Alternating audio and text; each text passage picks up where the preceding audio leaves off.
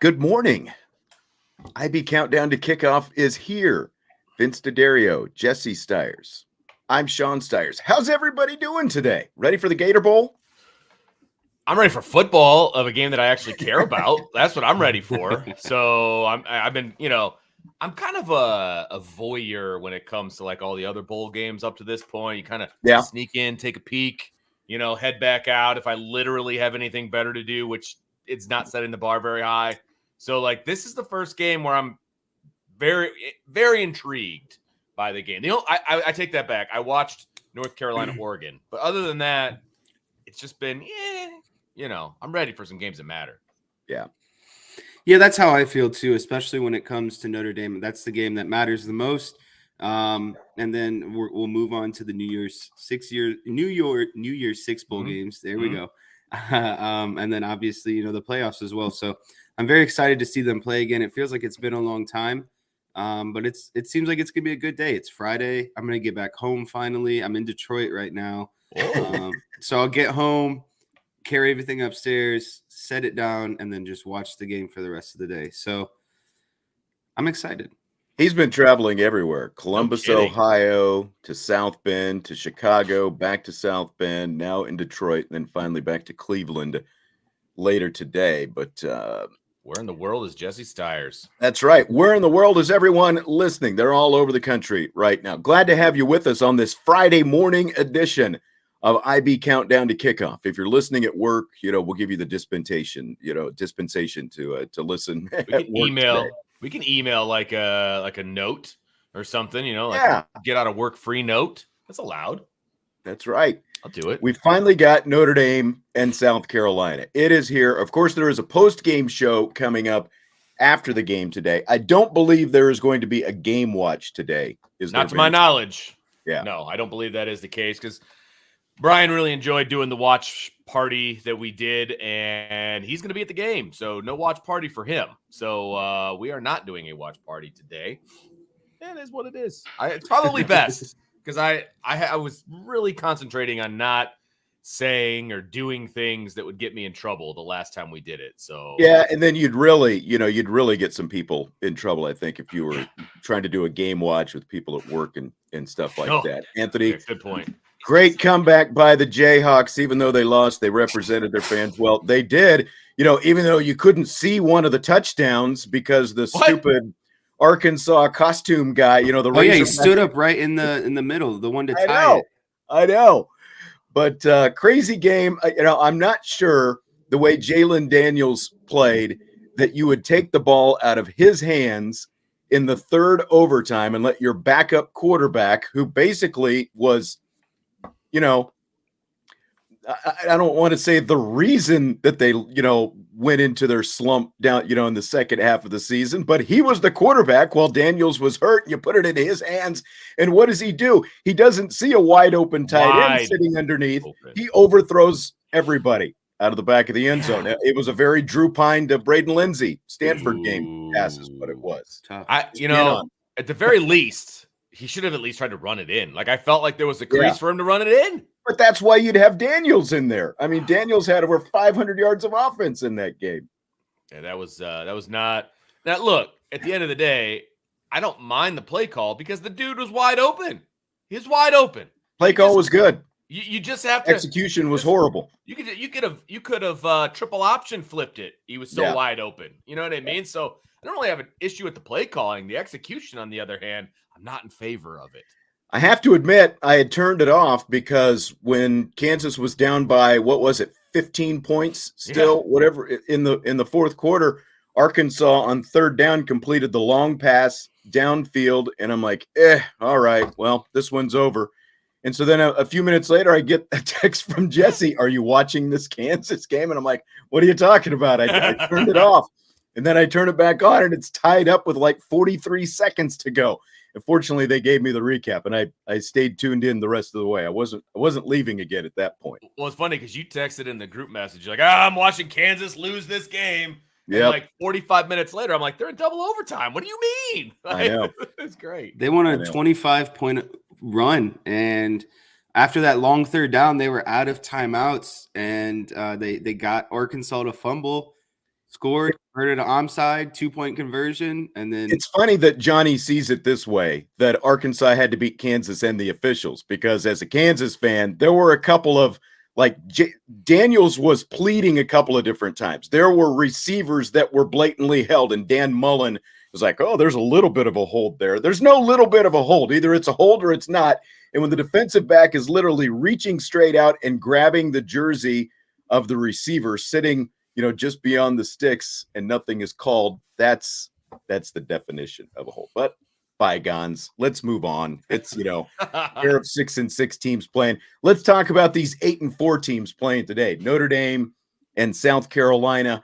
Some news that came out yesterday that Jason Adamalola is out today. Defensive tackle. Safety Brandon Joseph questionable with an ankle as well. So not a good start the day before the bowl.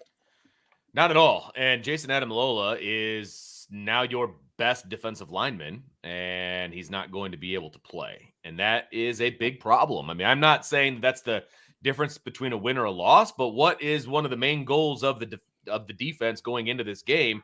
It's to rattle Rattler, right? And that was going to be said at some point today, so I figured I'd get it out of the way. But that's the whole point. I've got to get my bell. I've got to get my bell. I know, right? Ding. But that's the whole point, and he does a great job of getting pressure up the middle and collapsing the pocket and doing all the things that Jason Adamalola does, and not having him in there, especially with the absence of Isaiah Foskey. It's a big deal. That's a really, really big deal. A lot bigger than the Brandon Joseph situation, in my opinion. Yeah, I would have to agree. Losing, like Vince said, losing another solid defensive line amongst a defensive line that's hurt.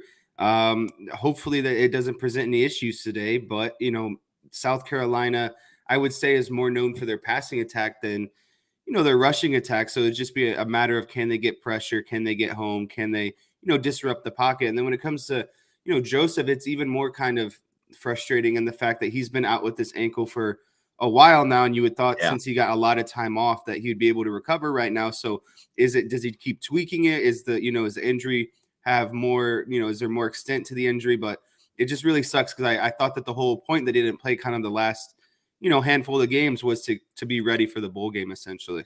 Yeah, I completely agree. Nothing to add to either one of those takes, because that's pretty much where it is. It is disappointing. Like we're sitting here and like Jesse said, with all the rest that Brandon Joseph had, thought that he would be back and ready to go, but unfortunately that's not going to happen. But the plus side, there's a lot of depth at that safety position, and those guys have played well back there with and without Brandon Joseph in there. Notre Dame, of course, finished the regular season 8-4, and Marcus Freeman now leads this team into a bowl game almost exactly a year later, just short of a year later, after leading taking over for Brian Kelly, leading the Irish into the Fiesta Bowl last year. So, guys, how important is this game for Marcus Freeman now, do you think, today? Jess, start with you this time. I think that this game isn't as – it's crazy to say, but I don't think that this game is – well, I don't know. I'm kind of stuck. This game, it definitely means a lot. And the fact that, it's his second bowl game, and last year it was his very first game as a head coach was the New Year's Six game. And so the game itself last year was more important, but I think this year is more important, even though the game isn't as important, because of what he needs to do to finish out a season, essentially. This is kind of like the encapsulating, this is like your final exam, I would say, for the entire season. I just want to see, good performance, because last year they weren't able to close it out. And that was the whole thing. They got out early. They did a lot of things early, but Marcus Freeman couldn't close it out. So I would say that is the biggest thing I'm looking for. And what really matters to Marcus Freeman today is how is he closing out the game, because that was a reoccurring problem throughout the season too, I feel like, because they couldn't close out, some of these games at the end. This game is mountains more important than the Fiesta Bowl last year. And that sounds ridiculous, since the Fiesta Bowl is the New Year's Six game and everything that we thought was on the line in that game, ending the streak and all of those different things. But I felt like, and a win would have been great. A win would have been fantastic, and we would have been touting it and all of the different things. It would have been great. But Marcus Freeman was more like a steward of the 21 team. It wasn't his team. He was just kind of there. And we can be upset about the way things ended. I still think that it was an interview for the defensive coordinator job, and whether you like that or not, right? And there's that debate we can talk about all day, whether you like the fact that he did that or not. I still think that how else were you going to find out? And exactly. That's how I feel. What the guy could do as a coordinator. Absolutely. That's how you had I a feel game too. to prove it. Yeah. And you had an interim head coach. Right. I think that it was a chance for Marcus Freeman to make a decision on what he thought, 100%. Whether or not everything should have come down to one game or not, but it's what it was. Right. It was and it cost them the victory. It did. But in the long run, where does that matter in the line of importance? So we fast forward a year, right? And now we're talking about the Gator Bowl. This is Marcus Freeman's team, right? 8-4 is his record. He is the head coach. This is his staff. This is his team. And just that alone makes this game so much more important, in my opinion, for Marcus Freeman. And then you add in who the opponent is. It's an SEC opponent, who's on the rise. I think Coach Beamer is a very good young head coach. I think he's got things going in the right direction. You're playing what some people would think is a fairly high-level quarterback. There's a lot of things on the line today where if you get a win, I feel like it's bigger than the Fiesta Bowl personally, especially launching into the recruiting season, the off season, all of those different things. And this is going to be fun, man. And if Notre Dame can pull out the win, this is going to be one of Marcus Freeman's biggest wins. Yeah. Well, I don't know about biggest wins, but to me personally, but at the same time, I do feel like, does it matter? Yes, it matters. It's a game that you're playing in. And for the most part, when you compare Notre Dame to South Carolina, Notre Dame has a lot more back than, just from the end of the regular season than when South Carolina has, because of all of their opt-outs and guys who have entered the transfer portal. Notre Dame has a couple of very high-end, really good players, Foskey and Mayer, who are out for this game. We just talked about Adam Alola. And in terms of Brandon Joseph, we had a question, is he definitely out? Brandon Joseph from Irish Mills. He is a game time decision from what was said yesterday. So we'll see. So I wouldn't go into it planning on him being there, but he's a game time decision anyway. But for Marcus Freeman specifically, I think it's a chance at the end of his first full season, we can more effectively evaluate who Marcus Freeman is and what this first team looks like compared to placing anything of real value on what we saw from him in the Fiesta Bowl last year. So I think this is a chance to evaluate Marcus Freeman, see where he's come as a head coach, how he goes about his decisions, what the game plan looks like, just what this team looks like at the end of year one. This is true game 13 for Marcus Freeman. Like game number 14 to me gets an asterisk, and that of course was the Fiesta Bowl last year. That's the asterisk because it wasn't really his full team.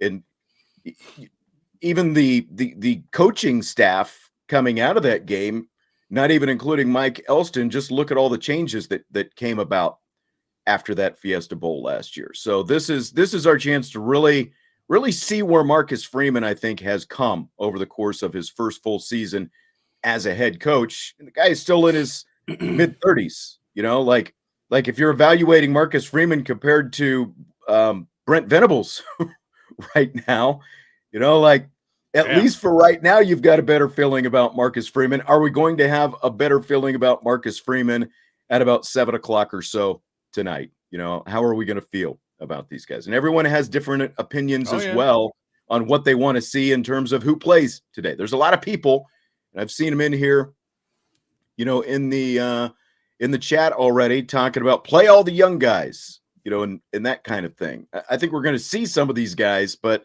it's not going to be a completely different team. Right. They're not all starting. Come on. Okay. Because again, is it about development and see what you've got from these guys, or is it about you're trying to win the game? If you're trying to win the game, you play the guys who you feel like as a coaching staff gives you the best chance to win. It's not just about youth movement, get a bunch of young guys out there on the field.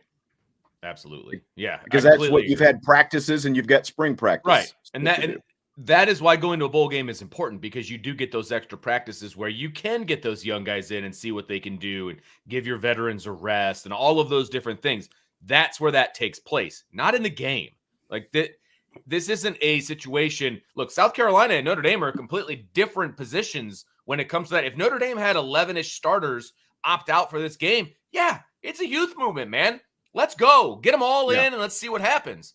That is not the case for Notre Dame. They have 2 starters opting out, and you've got another one that's out with an injury. That does not equal get everybody in. Like, that's not the number one priority in this game is to win the game.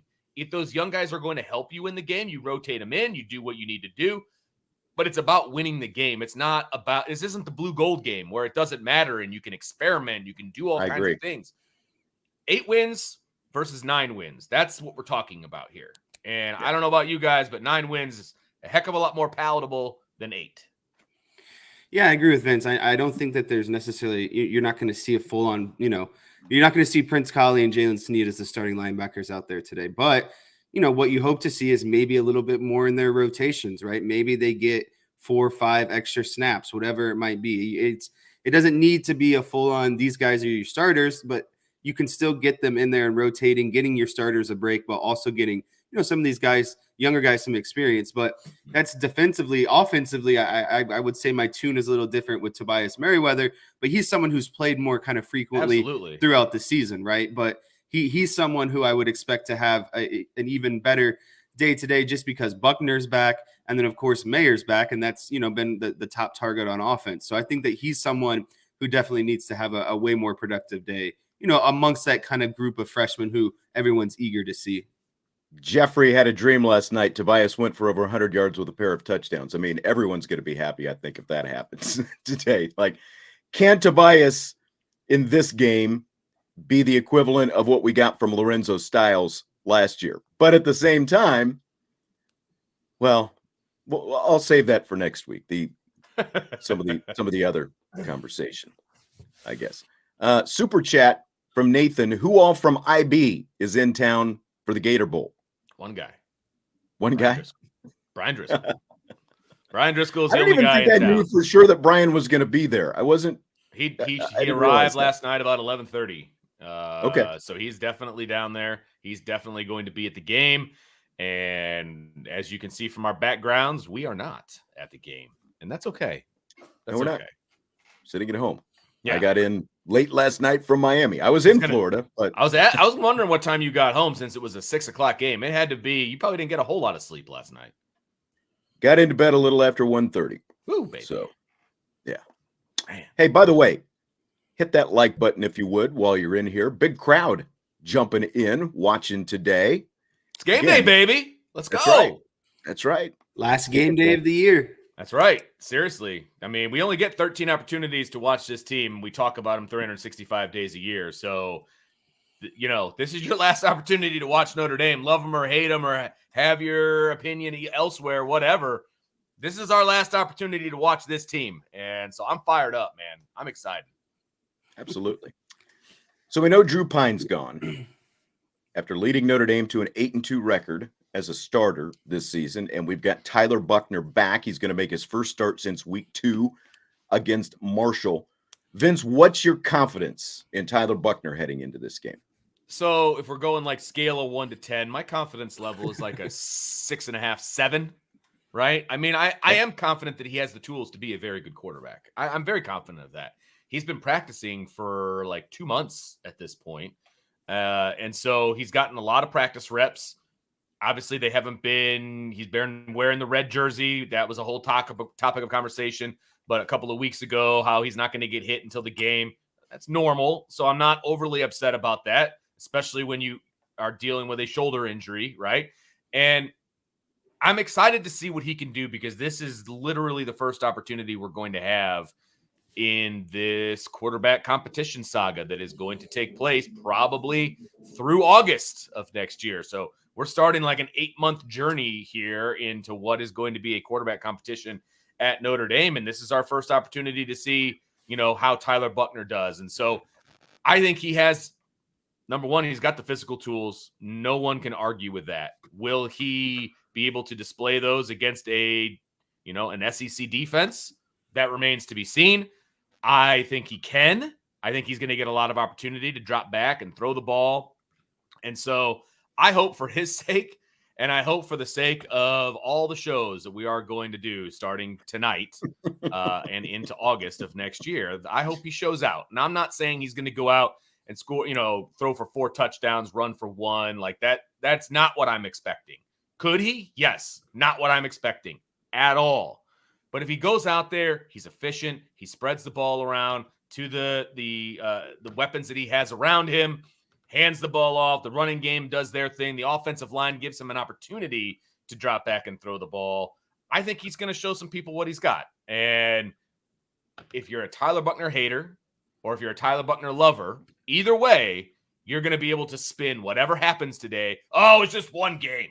It's just one game. Doesn't matter. Kid still stinks. Or I told you he's really, really good. Like, it's going to be one way or the other, and one game is not going to sway people's opinions, but I am confident he can lead this team to victory.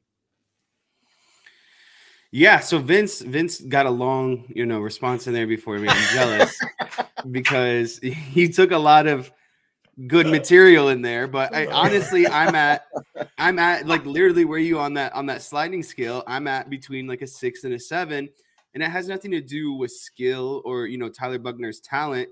It's just he hasn't been a starting quarterback of a team in a while. And you can have all the talent in the world, but until you get under center and it's a game time situation, you have another opponent across from you that's not, it's not a practice squad or whatever it might be, then I'm going to have some concerns. And it's not like he has a full season under his belt before this or, even before that. So like we're talking a guy who this is his third, career start. And so when you have a third career start, it's a bowl game against a pretty solid team. I'm going to be a little worried about it. So I think that there's a lot of things that the staff can do offensively that can settle, Buckner into this game and get him kind of rolling early with some nice short design pass plays, utilizing your very good run game. There's a lot of things that can be done that can get him in the flow of the game. And once he gets in the flow of the game and gets some, passes going, and then we start working the ball downfield, I think that's where we'll start to see maybe that scale slide a bit, maybe up to the 8-9 area, or depending on how his balls are looking, it might go down, to the 4 or 5 level. But I really think it just kind of a lot is going to be determined off those first couple series and see how he syncs with the offense. So there's going to be some concerns, but I'm not like, oh my gosh, this is the end of the world. What are we doing here? But I have a pretty good, solid feeling that he's got the tools to make some good things happen today. Yeah, I mean, a good deal of my confidence comes from the fact that he's got a different offensive line than what he had in weeks 1 and 2. Are you hearing me okay? Yes, but with some interference. That's what I can hear that, and I don't know where that came from. You're back. Okay. Sorry about that. Like I said, I have no idea where that came from. And I just was wondering if you were hearing that as well. Obviously you were. The offensive line is much improved. And what this offense looks like with Tyler Buckner, does Tommy Rees pull the, okay, now we're going back to this Tyler Buckner offense? I wouldn't think that you want Tyler Buckner running 12 plus times like he did in those first 2 games against Ohio State and Marshall. Now, the offensive line was not getting the push up front. The running backs were not nearly as effective. They were averaging a little over 100 rushing yards per game. And again, a lot of that came from Tyler Buckner. You don't want a quarterback who just missed 15 weeks, almost 16 weeks with a shoulder injury to have to go out there and run the ball all the time. Right. But I have confidence in Tyler Buckner because the Tyler Buckner we saw back in August was a very effective quarterback, and put him behind this offensive line with the run game that he's going to have now that he didn't have early on. I've got full confidence in him. I really do want to see what the offense is going to look like, though, because the X factor in this is there's also no Michael Mayer. There's no security blanket, good or bad, that Drew Pine had in Michael Mayer. It's going to look a lot different.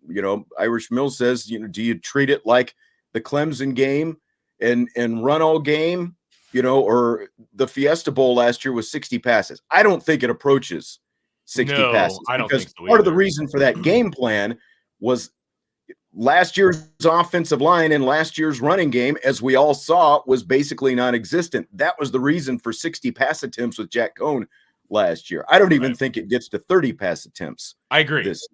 I agree. And look, Jack Cohn is a completely different quarterback than Tyler Buckner. I think we can all agree on that. That's why there was the Tyler Buckner package when Jack Cohn was the quarterback. So completely different quarterback. They played up almost to a crazy degree what he's good at, right, in the Fiesta Bowl. Now, I agree with you wholeheartedly, Sean.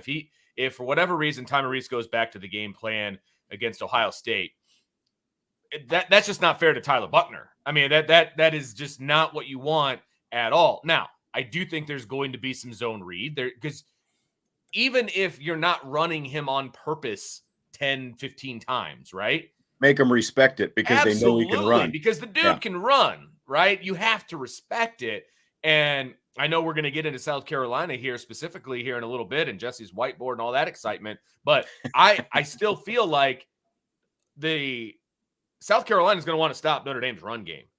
And so you have to be multiple in the run game. You got to be able to run right at them, but you also have to be able to run to the outside. That's where zone read comes in. You have to have that as part of your offense. It just can't be the only part of your offense like it felt like it was against Ohio State. Like that just can't be your offense, because you're going to get a ton of opportunities one-on-one on the outside if they continue what they've been doing defensively, even though they're missing their top two corners. You're going to get opportunities, man, and you have to at least attempt to take advantage of those opportunities to thin out the hats in the box. Major point to what Vince is saying. You just got to be able to expand the field outside of your run game, but you use your run game to expand the field and stretch the field out sideline to sideline, and of course vertically as well. So when they get into that and how they take advantage of that is is crucial. Yeah, like Joe says, Buckner's a more downfield passer, and he's got way more arm than Drew Pine. That's a fact. I mean, we saw it multiple times in practice. That's just a fact. That's not even an opinion. That's a fact.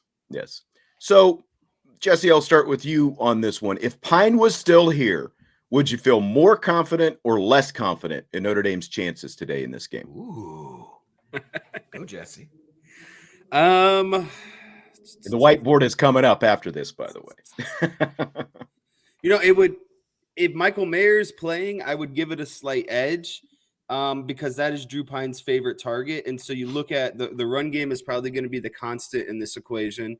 The pass game, I'd feel a little bit more comfortable with Pine just because, he made 10 games as a starter. He's rolling in, to the bowl game. But when you take away his number one target and really what many would say is his only target, then I think that in that equation, the pass game becomes, kind of neutralized. And the fact that you take Tyler Buckner's arm and you have Tobias Merriweather, and the fact that he can get the ball to probably more people on the field, the guys who probably should have got the ball more this season, guys like Lindsey, Merriweather, etc. I would say that I would have to be pretty neutral to maybe even leaning a little bit more towards Buckner because of the big play opportunity, in the pass game. You take away the steady, constant, kind of tight end, 10-yard, 12-yard routes, and replace those with maybe some more downfield plays. I think that for me, I'm pretty neutral on the comfortability because I think the team is built around or built in a way that you don't need, if the quarterback's struggling, they can still get things done. But if the quarterback's going to excel in the pass game, that's only going to make them kind of even more unstoppable in some way. So I'm going to say I'm pretty neutral at this point. And that's only because Mayer is out. I think if Mayer was playing, I would lean slightly towards being more comfortable with Pine at quarterback. This is a very interesting conversation, and the way Jesse started his explanation, I think, is where I'm going to take off and go in a different direction. I think the absence of Michael Mayer, I think, neutralizes Drew Pine, and there was there was multitude of reasons why Drew Pine was beat out for the starting position by Tyler Buckner in the preseason, and we had an opportunity to be at practice. A lot of the fans obviously did not. Tyler Buckner goes through his progressions a lot better than Drew Pine does. He just does. And again, that's a fact. That's not an opinion. He just does. And in this particular scenario, you have to go through your progressions because you don't have that go-to pass catcher in Michael Mayer. And just that by itself, I feel like Tyler Buckner is the better guy behind center. And then you add in his ability to run the ball and all of those different things, a stronger arm downfield, as we talked about a minute ago. I just feel like not having Michael Mayer neutralizes Drew Pine, and therefore I would rather have a healthy Tyler Buckner, which we are that's what we feel we have this week, right? I feel like that puts my chips in the TB corner. See, I think it's interesting taking Michael Mayer out of the equation because, like you said, what the Drew Pine we saw with no Michael Mayer does get neutralized because that was obviously his primary target. But would the weeks of bowl prep practices for Drew Pine without Michael Mayer as his security blanket, would that have forced him essentially to, to grow Maybe a little bit more in the offense and make those progressions? Because there was not going to be a Michael Mayer there. Would he have instead locked in on Mitchell Evans or Holden Stays or whatever, I don't know, but not having Michael Mayer definitely wasn't going to help him complete some of the what should have been layups for him there. Would kind of the ability to step back away from week to week game plan and preparation have helped him? I just think I still remain a little bit neutral. Drew Pine's biggest asset was the 10 games of experience that he had. Sure.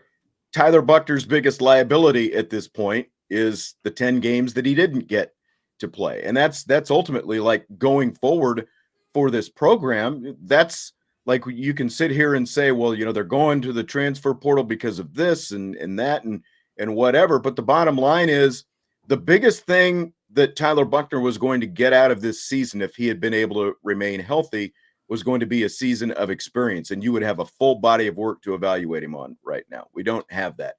Would I be more confident with Drew Pine? Maybe slightly, just because of the experience, but there is no Drew Pine right now, and you've got a quarterback with 2 starts under his belt and a handful of stuff that he got to do last year that has nothing to do with what he was asked to do this year. So there's still kind of a big gray blank space waiting to be filled in from exactly what we're going to see. We do know that Tommy Rees was able to drastically alter an offense from regular season to bowl game last year. And again, I don't think that we're going to go from one extreme to another, but because of the fact that you have no Drew Pine and you have no Michael Mayer, things are going to have to look different today. And I'm kind of excited to see what that's going to look like today, both for the offense overall and for Tyler Buckner. That's a great segue into what this offense could look like. And I'm super excited about what this offense could look like because there's a ton of talent. Regardless of what people say about the wide receiver room and the tight end room and the running back room, there's a ton of talent on this Notre Dame offense, and it's only going to get increased as you move forward. But there's a ton of talent. I was so excited about the Deion Colsey, Tobias Merriweather 2 tight end set that they were running right before Tobias got hurt. Like they were clearly moving in that direction with 2 big wideouts and just big personnel, being able to run the ball out of that, throw it up. I was super excited about that. I think we see some of that today, which, I mean, come on. Are you kidding me? Colsey and Merriweather out there. Maybe you don't go 2 tight ends. Maybe, you've got Lorenzo Styles in there, or Braden Lindsey in there, or something else. But, man, the possibilities are just endless right now, and I feel like not having Michael Mayer, as great of a player as he is, best tight end in the country, no one's going to argue with that with me because I will fight to the death on that one. Without him, it opens up everything. It opens up everything, and it's going to allow this offense to be more balanced. Yeah. So with that, we transition to whiteboard time. And Milton says he wants to see, he's got a super chat, wants to see out of the gate, lights out, gunslinging from Tyler Buckner. I don't know if we get gunslinger Tyler Buckner right today. Their general approach has definitely been to be more conservative. They went less conservative in the Fiesta Bowl last year because they had a much more experienced quarterback. Even with the offensive line that they had, it's much easier to gunsling with a quarterback who's played all season, than what you have with Tyler Buckner this year. But I'll be really curious to see that. So Jesse has brought his whiteboard, and we're going to take a look at what things could look like, what the offense could look like today with Tyler Buckner running the show and without Michael Mayer. So what have you got for us on the whiteboard, Jesse? Yeah, so a lot of people have already kind of talked about this a little bit. This is, my best case of what I would pitch if I were Notre Dame to kind of beat what South Carolina is going to kind of come out and do. And I think that they're going to load the box as much as possible, knowing that Buckner is, this is his first time starting in a while, that the strength of this team is the offensive line and the run game at the moment. So if I'm Notre Dame, I come out with ways, to utilize your best asset on the team, and that is your running and your running back. So I think that you can do a lot of things with both of those. And so right now, this looks like 11 personnel, but easily this can shift into 21 personnel. And this is what I'd like to see a lot of today, that I think that could help, Buckner ease into this game. And then, some of that RPO looks that Vince was talking about, and also, while having a coming out.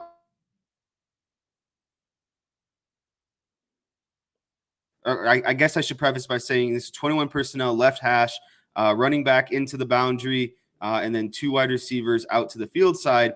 And then you want to take this 2 wide receiver to the field side and kind of motion him into the backfield. So then you at least can see, if you're Buckner, what coverage is looking like. And then at that point, you can also get into 21 personnel, again, utilizing your best asset on the team right now in your running back room. And immediately from here, you can look into all different kinds of concepts. You can fake an RPO look.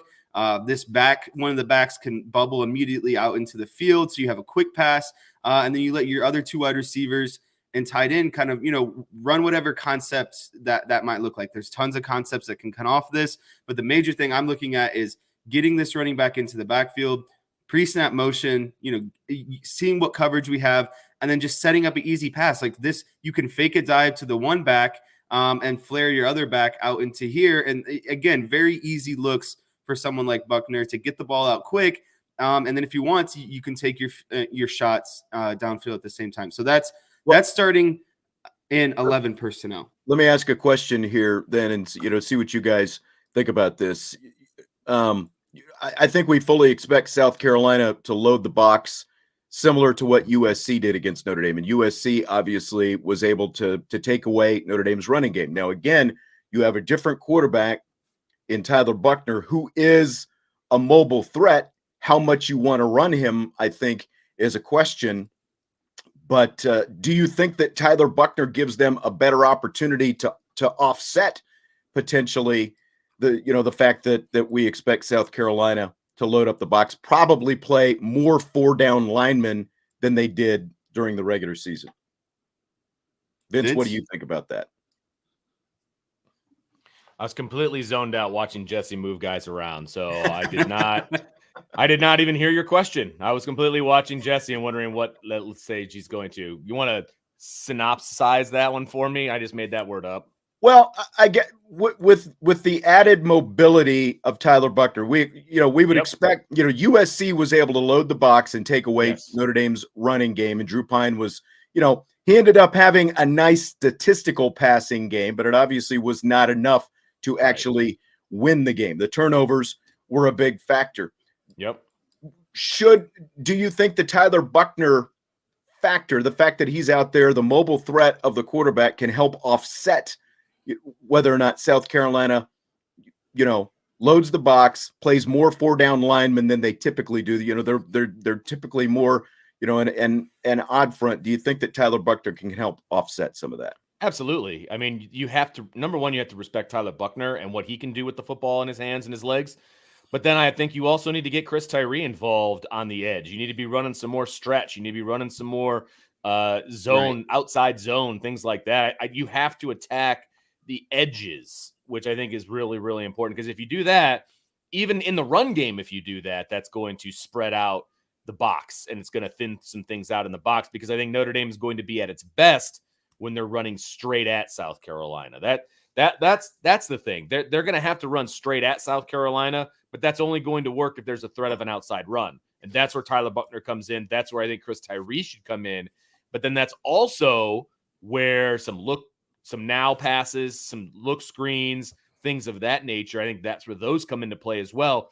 getting the ball quickly to the outside in the hands of, say, a Lorenzo Styles, a Tobias Merriweather, a Braden Lenzy, things of that nature. I think that's what you need to do. You need to get the ball to the outside, and that's going to open up the power, straight-ahead run game, which Notre Dame is so good at.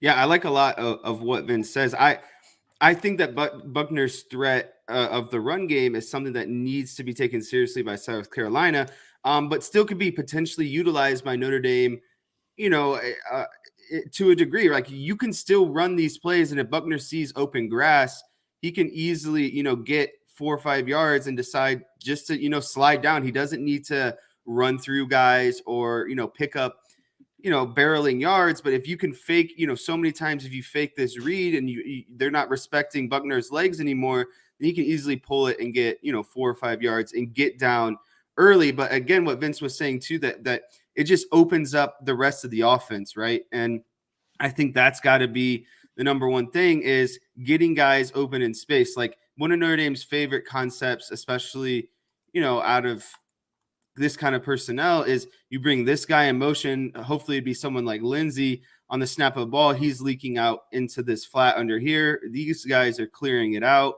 You fake a RPO through here. And so you can either give it here on a straight ahead run, you can fake it and, get the ball to Lenzy on a short cross route in the flat, or Buckner can keep it himself and get, maybe 3 or 4 yards while also sliding down. So I think that Buckner's legs definitely opens up the rest of the offense. It's just, you can't go to it a whole bunch. You have to be able to use it in the right time. And it's got to be something that Buckner's got to know that he's either stepping out of bounds or sliding into the turf. He's not going to take a big hit. Yes. I concur. I had to step out real quick, so I came back at the end of that. But I agree with the concepts that I've seen. And, I just go back to the fact that Michael Mayer was a guy who very rarely ever came off the field this season. And without him, you are going to have Mitchell Evans and Holden Stays, but I would expect a lot less 12 personnel today. And, I've said all along, keep Chris Tyree on the field as much as possible, whether that means 11 personnel, 21 personnel, 20 personnel, whatever it happens to be. Keep Tyree on the field and essentially make him your featured weapon of choice as much as possible. Absolutely. I mean, he is your gadget guy, right? I mean, he is what people were excited about Dylan Edwards being, who obviously did not end up coming to Notre Dame, ended up going to Colorado for many reasons. But that's what people were so excited about Dylan Edwards. You've got a guy like that on your field already. He's on your team. Yeah. You can use him. You can use Chris Tyree just like that. And I'm sorry, Chris Tyree's still the fastest player on the field every time he walks onto the field. Okay. Use him in a multitude of different ways because, like you said, Michael Mayer, he's not there. He's probably not even in the state. So use Chris Tyree, never take him off the field, put him in the slot, put him in the backfield, put him all over the place, get him in motion, reverses, RPOs, all of those different things. You need to use Chris Tyree. This is a perfect opportunity to do that. If they were recruiting Dylan Edwards to be that guy, great. They have that guy on the roster. Use him. So, have a question from what looks like at least a respectful South Carolina fan. I agree. So we'll take the question. Would you say Notre Dame is more of a running team than a passing team? Because he says the number of touchdowns scored by Notre Dame's running backs don't support the running game team. So what do you guys think about that question? Go ahead, Jess. I'll let you lead off on that one. You're on mute. No, sorry. Someone randomly just knocked on my hotel room door, but I was unexpected guest. You want to room but I would say that Notre Dame is a run team first because their run game is what sets up their pass game. And I think that their pass game opens up because you have to be able to respect the run game. And when you start giving play action looks, and these linebackers and safeties have to maybe take 1 or 2 steps forward after a while, that's when you're going to start to get burned and the game kind of transitions into a more of a passing attack. But I don't see Notre Dame as a pass team that sets up its run game. I think they're a run team that sets up their pass game, and the pass game is kind of like the added bonus. However far you want to take that, that's going to really determine how dominant they are in the game. If they can open up the field and get those safeties, to bite on a lot of those zone reads, play actions, then they're going to have a lot more success. But they're definitely a run-first team, and depending on how far they want to dominate, that's, to the extent of the pass game, in my opinion. Vince? I mean, this is a real simple answer. Yes, they are a run-first team, and based on the way everything started with the season, Tyler Buckner goes down, Drew Pine is now your starting quarterback.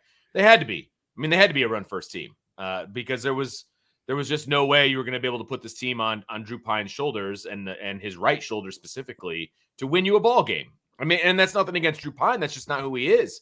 So they had to be a run-first team. But I think the makeup of Marcus Freeman is he wants to be a run-first team, and I think that is always going to be the case as long as Marcus Freeman is the head coach at Notre Dame. I mean, you can have a kid who can throw the ball all over the yard. That's great, but he still wants to establish the run. That's who Notre Dame is. That's who they will be for the foreseeable future. And guess what? This is O-line U. Like, I'm fine with that. They have and the running back room that they have, there's going to be kids transferring out of here that would have started at Notre Dame many, many years. I mean, that's the reality of the situation, right? Mm-hmm. And Notre Dame's got some great backs. They got a great offensive line. They're going to be fine if they want that to be their identity. And I think it is their identity, especially this year. Yeah, Jeff said, shouldn't the two back sets be better with the skill set that Buckner has if executed 100%. properly versus Pine? Because you've got a third guy who's a legit option to carry the ball out there. It becomes, and we've had this discussion before with two backs, you could call it wing T, the shotgun with two backs. It's a triple option because there's three options. You can go to either running back or the quarterback can keep it themselves. It's just a different kind of, look at it. So I definitely think that with Buckner at quarterback, the two back stuff could be utilized more and be largely more effective. And that's just because Buckner's a more dynamic quarterback overall, better arm and better with his legs. So and that's naturally that's what's going to happen. And when you don't have Michael Mayer out there again, it forces it to potentially be more downfield to the wide receivers or even these running backs because of, like, again, when you circle Chris Tyree and look at the speed that he has, he's a downfield threat as well if you've got him out there in the slot or wherever it happens to be. Yep. So is this game, guys, more important? We'll get to South Carolina here in a second. Is this game more important for Marcus Freeman or Tyler Buckner, do you think? Ooh. I'll start this one. Yeah, I think it's more important for Tyler Buckner. You missed an entire season. You're set back an entire season. You were the starter. Pine was never going to get in unless something like this happened. You got injured. And now that there's a fact, or not even a fact, it's a large, probably 90% guarantee that they're going to get a pretty good quarterback in the portal as well. I think you need to have a strong showing today, and give yourself, I know it's really going to come down to camp next year, but as Tyler Buckner, you want that momentum, that personal momentum going in to next season, right? The last thing that he wants is to have a crappy bowl game and then a guy transfers into the portal and now you're into, a competition next fall. And the last game you played, you didn't play as well. And then the games before that, you were injured. So I just think this is a big game for Buckner going into, next season, considering he lost a job due to injury and now someone else is going to be coming in next season as well. So to me, I'm going to say that this game matters more to Buckner and where he's going, what he wants to accomplish next season. Completely agree with that. It's not like Marcus Freeman's on the hot seat. Tyler Buckner is. I mean, the bottom line, right? I mean, there's no guarantee that this is the last game that Tyler Buckner will start in his career. There is a guarantee that Marcus Freeman will be the head coach week 1 of 2023. So this is a big game for Tyler Buckner, and he has the distinct advantage of whoever is coming in, whatever quarterback they bring in. It's an understated. We all know they're bringing somebody in. Okay. This is his advantage that he gets an on the field opportunity against a different team that is not a gold helmet to make a case, right? This will be hay in the barn in 24 hours for this competition. So, this is huge for Tyler Buckner. It's absolutely huge, way bigger than for Marcus Freeman. And you did pull up this comment. I did want to address it, Sean, for sure. Brian NY says, with young quarterbacks and a possible big-time grad transfer coming in next year, is this a transfer portal showcase for Buckner?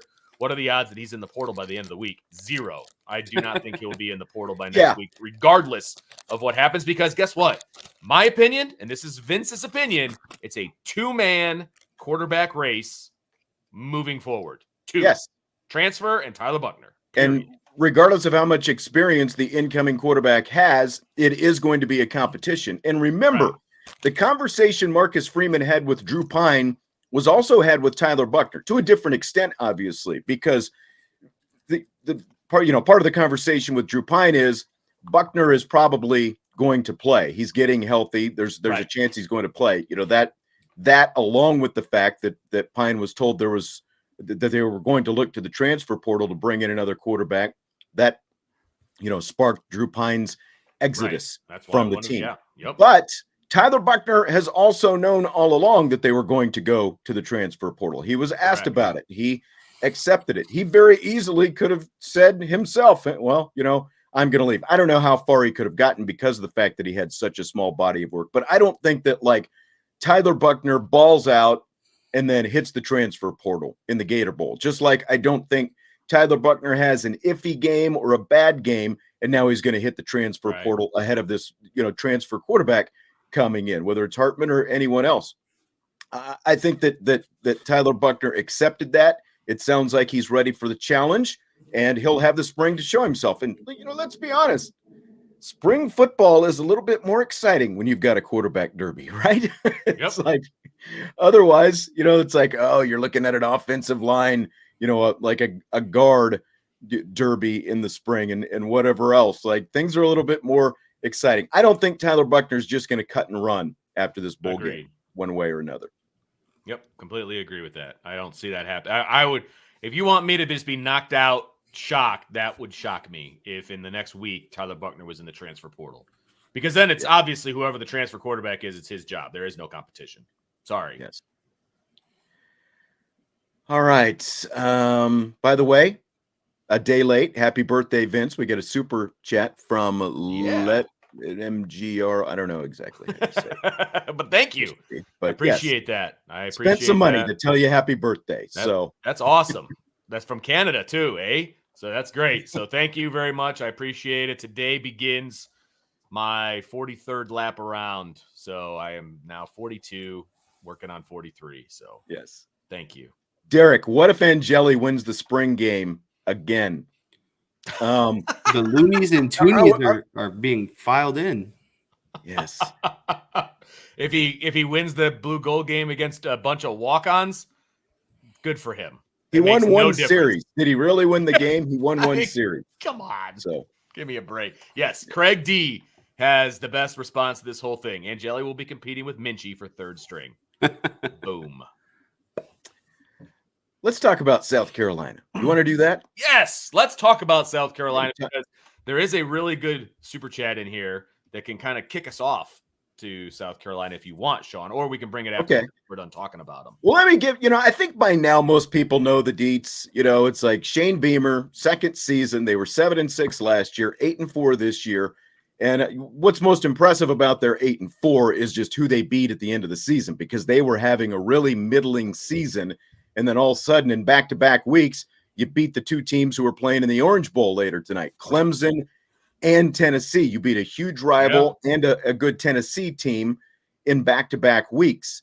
And, they just beat down Tennessee as well. They just kept scoring points against Tennessee. So that's what's most impressive about that.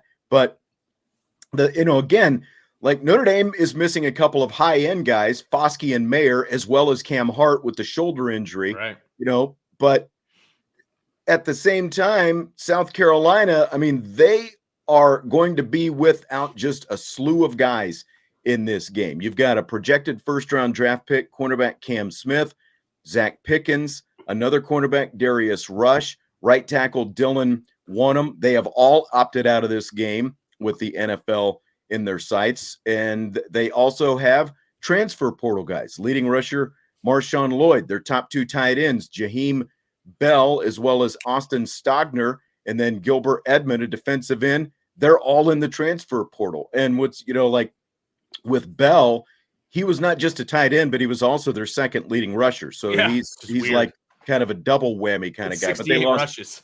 Yeah, they lost 47% of their rushing total attempts with Lloyd and Bell gone, and they lost their offensive coordinator, Marcus Satterfield, to Nebraska. So we know they're going to be a really good special teams. They're the number 1 rated special teams units in the nation. Notre Dame is 5th, so you've got 2 of the best special teams in the nation in this game. And if you want, should we just start off with this super chat that you were talking about, Vince? Yeah, I think so. This one right here from Sammy. A lot of talking heads picking South Carolina to win with all the opt-outs they have. Am I missing something? Notre Dame, I believe, has more talent all around other than proven quarterback play. And that's, it comes down to Spencer Rattler, Tyler Buckner. So a vast amount of vast disparity in quarterback experience. What do you guys think about this question? So vast amount of quarterback experience. Yes. Proven quarterback play. I don't know about that. Like, he was a 60% passer going into the Tennessee game. Threw for 81% in that game. Was absolutely on fire. Best game he's probably played in his entire life. I don't think he played all that well against Clemson. The game I watched, the only reason Clemson scored points is because Spencer Rattler turned the ball over in the red zone twice. So I'm sorry. Yes, he has infinite more for a lot of yards, though. He threw for a lot of yards. So did DJ Uiagalelei against Notre Dame when he played for Clemson too. I mean, was he really 2 years ago, right? 2 years ago, right? That's what I'm referring to. So I don't know. If you're asking me who has the advantage at quarterback, yeah, of course I'm going to go with South Carolina, but I don't think he is the amazing quarterback that everybody thinks he was. I mean, he still did transfer from Oklahoma because he got benched. So, and he's had his issues along the way. But regardless, the question here is a lot of talking heads are picking South Carolina. They have a boatload. I mean, you just went through all the opt-outs, the percentage of offense that they are now missing, and all of that. I think Spencer Rattler is going to try to put too much on his shoulders, and he's going to make some mistakes. And Notre Dame does have more talent, top to bottom, than South Carolina does in this game. They're faster. They're better. They just are. And that's nothing against South Carolina. They're rebuilding. I mean, they're rebuilding from where they were. Notre Dame's not rebuilding. That you could call 8-4 a rebuilding year, but they still have a ton of talent on the team. So I don't see why people are picking South Carolina outside of maybe Notre Dame hate, and that's fine. I mean, awesome. That keeps the line a heck of a lot closer and will allow me to win some money today. So that's awesome. Yeah, I mean, the major thing why the sports books have Notre Dame as the favor compared to a lot of the talking heads is, to me, it comes down to 2 big facts. One, it's Spencer Rattler and a quarterback that's been around for four seasons now, starting as in 3 of those seasons. And then you have someone like Tyler Buckner, who's making just his 3rd career start after being, MIA for the last 3 or so months. So that's really the only reason or I'd say a large reason. And then the second large reason is there's some SEC bias. And I think that's, across the board is the SEC is considered the best conference in football. And so they are going to see themselves like an 8-4 SEC team is like maybe comparable to like a 10-2 ACC team. So there's going to be some favor towards the SEC sides. But, like you were saying, the special teams kind of wash each other out. 2 very good special team units. Notre Dame's defensive line is going to struggle today because of, Foskey being out and then Adam Iola being hurt as well. And so it's going to put a lot of pressure on the secondary, right? And so if you can't get pass rush, you're asking your guys to sit in coverage longer. And Spencer Rattler has been tearing it up the last 2. So if he stays hot and Notre Dame's not getting pressure, then it's going to be troublesome for Notre Dame. But I believe in their secondary. I believe that they have guys who can make plays. They're just going to be able to create some pressure and then do some more offensively. So I think that really it's going to come down to, can they slow Rattler down in the secondary, and can their offense get, synced up and rolling early? So I would say really that's why, the talking heads are picking South Carolina. I don't see it being a blowout either way. Honestly, either. I think it's right around a 7 to 10 point game either side. So that's kind of my overall synopsis on the question. Yeah, as Craig says, Rattler, Jekyll, and Hyde. And as Tyler asked with a super chat, will Spencer Rattler be Spencer Rattler or be bad Spencer Rattler or good Spencer Rattler? And like if you look at his total numbers, if they look at least respectable, I guess. 16 touchdowns and 11 interceptions at the end of the season. But if you take away those 2 games that he had at the end, Tennessee, when he had 6 touchdown passes, and then Clemson, he did have 2 interceptions, but 2 touchdowns as well. You take away those 2 games, 8 touchdowns, 9 interceptions for the rest of the season. Right. He was sacked 28 times. He's not the mobile threat Caleb Williams is, but I guess my point is, like, he is Jekyll and Hyde, to Craig's point. Like, if you look at Drew Pine and what Drew Pine is, if all you did was look at the final line that he has on the season, it's like 64%. Oh, that's not too bad. 22 touchdown passes, that looks pretty good. He didn't throw a whole lot of interceptions. But if you break down Drew Pine from start to finish, like, again, the 64%, 6 games this season, Drew Pine was completing in the 50s and 40s, whereas the other, what does that turn out to? 4 games are where he had 70%. So it kind of offsets. So it's like you can't just look at final numbers. Like, Spencer Rattler's numbers got inflated by what he did, especially in that Tennessee game with the 6 touchdown passes. It's like the levee broke and the water just kept on rushing through in that game. And it really inflated what he is with the 6 touchdown passes that he had against Tennessee. So, I didn't watch Spencer Rattler from start to finish, but what Jesse was talking about, I think the key is going to be, like, when you look at the USC game, Notre Dame's secondary covered well, for most of the night. The problem was Caleb Williams was able to use his legs and escape the pocket because Notre Dame was not getting the pressure they needed up front. He was able to escape the pocket and still complete passes downfield or use his legs to get out of some trouble. Can Notre Dame get to Spencer Rattler? He's not the mobile threat that Caleb Williams is. Can they get to Spencer Rattler and get some pressure on him up front? When you have no Foskey and no Jason Adamalola, that poses a threat. They're going to have to do some other things to get to him. And, the other part of that USC game was obviously the fact that Al Golden decided to go with, the 3-man front, and they got hurt by that. Sure. USC was able to run against it.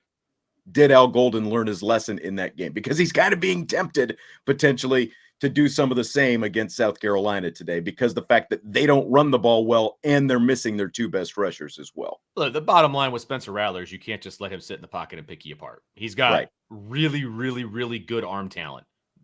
You'll never hear me say otherwise. He's got really, really good arm talent. He can put the ball anywhere it needs to go on the field, from opposite hash, all of those different things that NFL scouts look for. He can do all of those throws. There's no doubt. His decision-making, it's not the best, okay? And he will have issues if you get in his face and you make him run. He's got 19 yards rushing all season. Now, I realize sacks are part of that. I get it. But you got 19 yards. He's not a threat to run the ball on a consistent basis. Now, is he mobile enough where he can move his feet to pick up a first down? Absolutely. And he should be. Even Jack Cohn picked up a first down every now and again with his legs. Okay. So, yes, he can run the ball to a degree, but he's got 19 yards rushing. You have to come up with a way defensively, whatever that scheme happens to be, and you have to be able to rattle him, and you have to be able to get him off point so he just doesn't sit back there and pick you apart. Make him make poor decisions, right?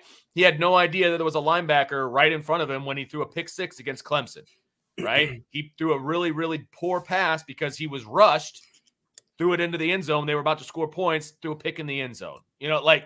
Those are the decisions that you need to force him into. He's not the best decision maker, so you have to force him into making some poor decisions. Jesse, do you have any Notre Dame defensive whiteboard for us?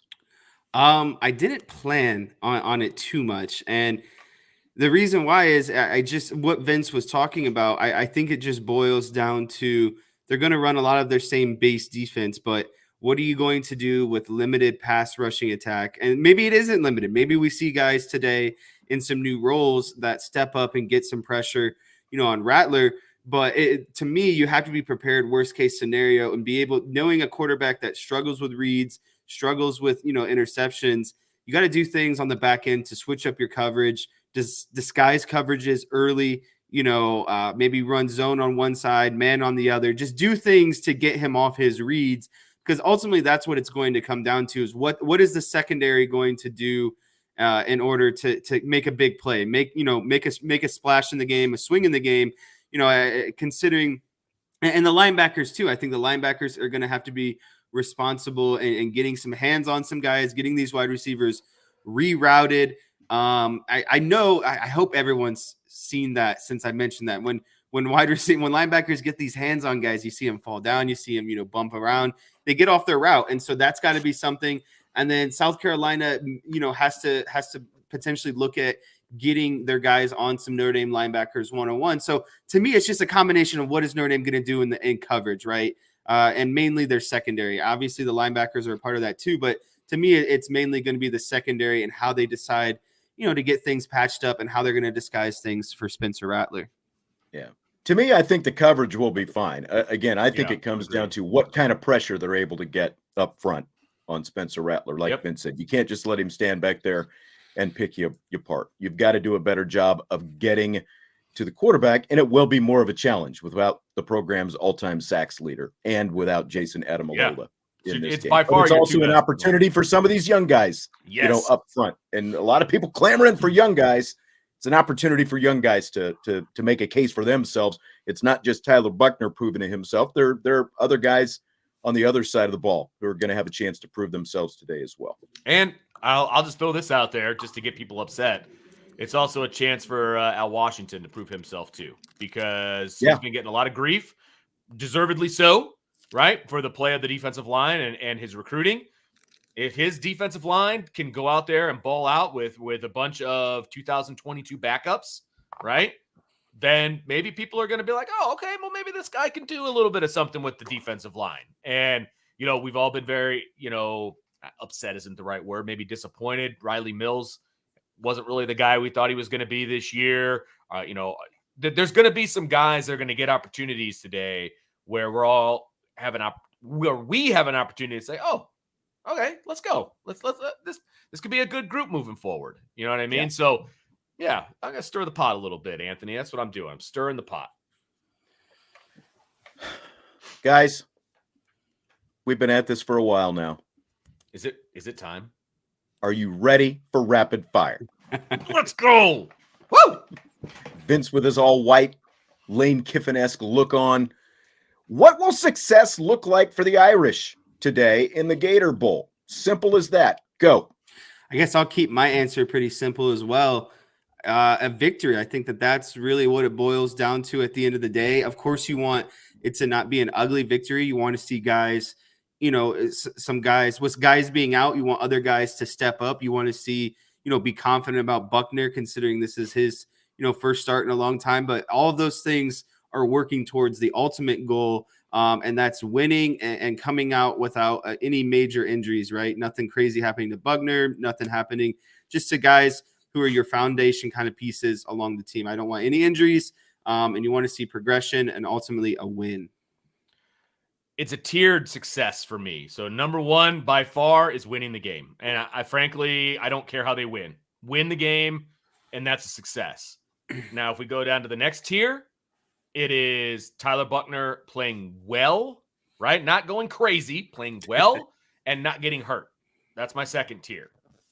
Maybe also on my second tier is the defensive front playing well. And that includes the linebackers. Whoever the linebacking core happens to be, youth, veterans, whatever, they need to get pressure. They need to play well. So those are my two. Like, win is up here, and then Tyler Buckner and the front playing well. I have a lot of faith in the secondary. They're going to play well. regardless of whether Brandon Joseph is out there or not. I think the secondary plays just fine. I am not worried about the secondary. I am worried about the front seven. I want them to play well. So those are my second tiers.